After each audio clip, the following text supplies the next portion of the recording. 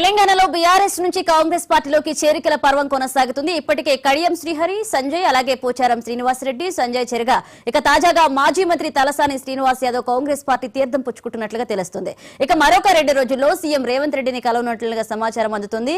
ఈ నేపథ్యంలోనే హైదరాబాద్ లో పార్టీని బలోపేతం చేయడంపై కాంగ్రెస్ పార్టీ ఫోకస్ పెట్టింది.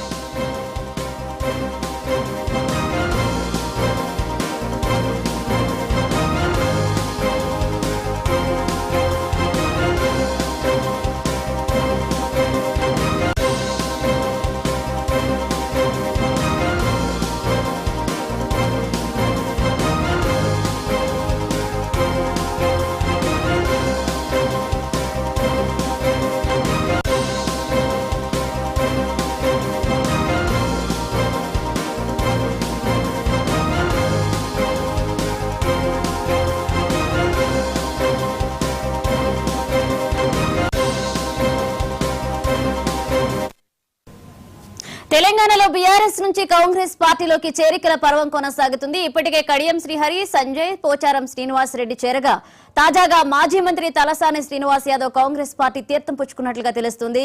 మరొక 2 రోజుల్లో సీఎం రేవంత్ రెడ్డిని కలవనున్నట్లుగా సమాచారం అందుతుంది. ఇక ఈ నేపథ్యంలోనే హైదరాబాద్ లో పార్టీని బలోపేతం చేయడంపై కాంగ్రెస్ పార్టీ ఫోకస్ పెట్టింది.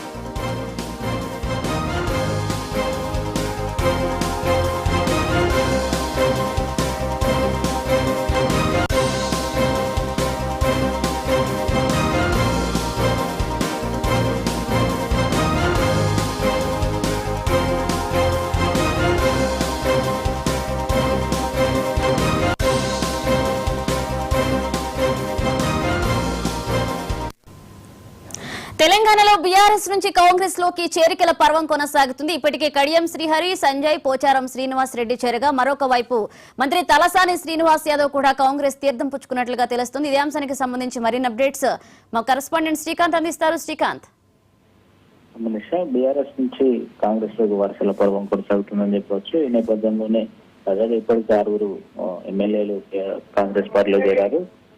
తాజాగా తలసాని శ్రీనివాస్ యాదవ్ నగరానికి చెందినటువంటి నేత కూడా చేర్చారనే ఊహాగానాలు వెలువడుతున్న నేపథ్యంలో అంటే క్యాబినెట్ విస్తరణ ఉంటుంది నేపథ్యంలో తలసాని చేరిక ప్రాధాన్యత సంతరించుకుంది. ఎందుకంటే ఇప్పటికే బీఆర్ఎస్ కు సంబంధించినటువంటి కీలక నేతలందరూ పార్టీ మారిన పరిస్థితి కనిపిస్తుంది. ఎందుకంటే మాజీ సీఎం కు సన్నిహితులుగా ఉన్నటువంటి సంజయ్ తో పాటు పోచారం శ్రీనివాస్ రెడ్డి కీలక నేత చేరారు. తలసాని చేరికతో పార్టీలో గందరగోళం.